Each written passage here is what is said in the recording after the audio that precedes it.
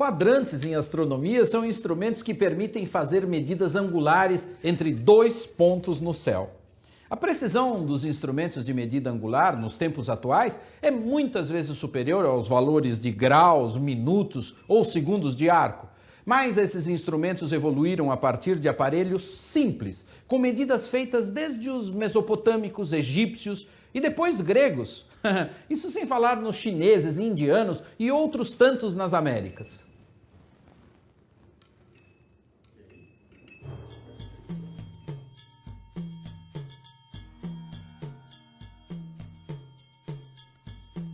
Basicamente, o quadrante é um quarto de círculo graduado, com duas pínulas ou miras para a observação e um pêndulo que vai ajudar na definição das leituras dos ângulos nos 90 graus e eventuais subdivisões.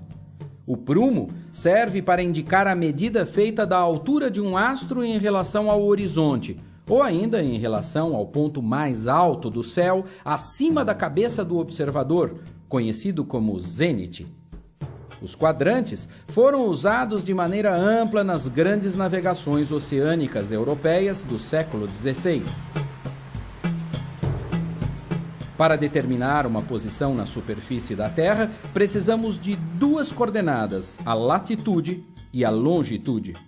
Os quadrantes ajudam nas medidas para a obtenção da latitude. No hemisfério norte é mais fácil ter uma referência, porque a estrela polar, que marca muito aproximadamente o polo celeste norte e permite encontrar diretamente o ponto cardeal norte, está sempre brilhante no céu estrelado. Os quadrantes e outros instrumentos de medida angular, como astrolábios, conseguem ajudar a determinar se os navios estão mais ao norte ou mais ao sul. Já a longitude depende da determinação do horário preciso em cada localidade. O problema da determinação da longitude só foi resolvido no século XVIII com a criação do cronômetro, que independia de pêndulos sensíveis às oscilações marítimas. Esse relógio marítimo permitiu saber a diferença de horários entre locais de referência em terra e em meio ao mar. Longe do mar, os quadrantes também representaram importantes instrumentos de medida angular. Quanto maior o quadrante, mais precisas são as medidas.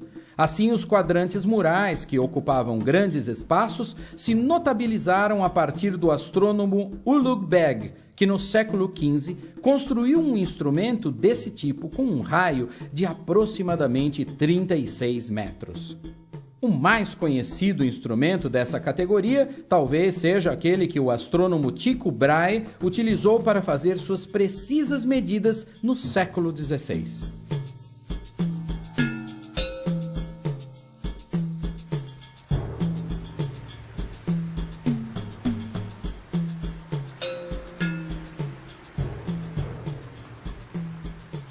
Com os quadrantes, navegamos pelos oceanos e começamos a transformar concepções e ideias de muitos séculos.